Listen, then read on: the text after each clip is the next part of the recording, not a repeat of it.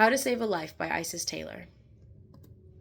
When I was 6 years old, my brother and I would go in our backyard and catch butterflies in our colorful bug containers. We thought that if we put these animals through a obstacle course, it would teach them to be stronger. So we put them on a balance beam and taught them how to swim, and were really confused when these animals did not come back up for air. Turns out the best way to save a life is to learn about how it lives. When we think about animals, we think about the farm and the park. We think about cows and horses, squirrels and bunnies. And thinking about conserving these animals comes across a little bit silly. There's so many of them. So what do we think about when we hear the word conservation? Possibly the black rhinoceros. This animal was on the brink of extinction and thankfully came back. But what about the animals that aren't on the forefront of our media and aren't in our face every single day? What about the big-eyed loner, a coined term by the Sanctuary Nature Foundation for the slender loris?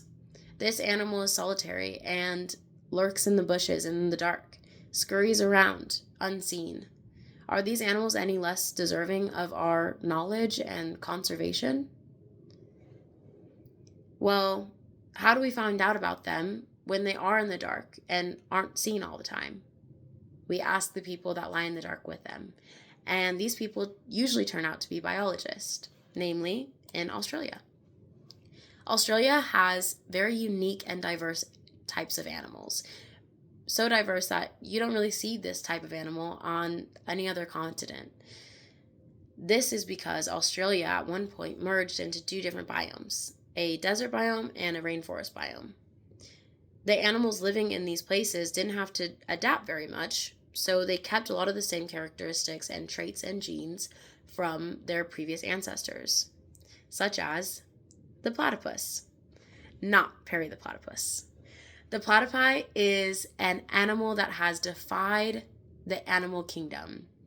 We usually define animals as mammal or in other classes.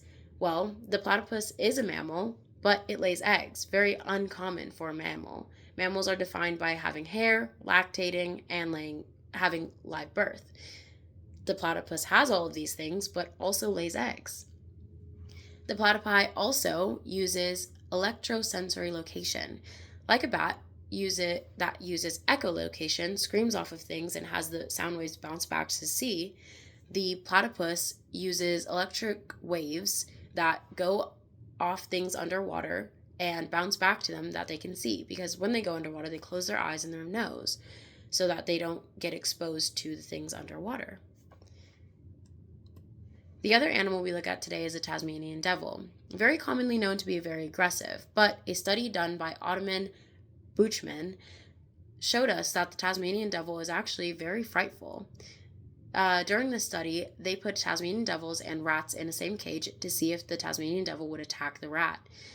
And in most of these cases, unless provoked, the Tasmanian devil actually cowered from the rat, was interested, but once bitten was quite scared.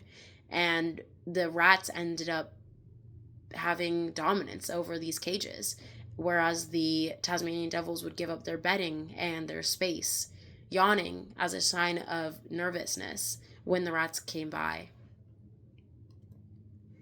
Another animal is the lungfish. This fish breathes air, walks around with its prehistoric limbs, and actually breathes air.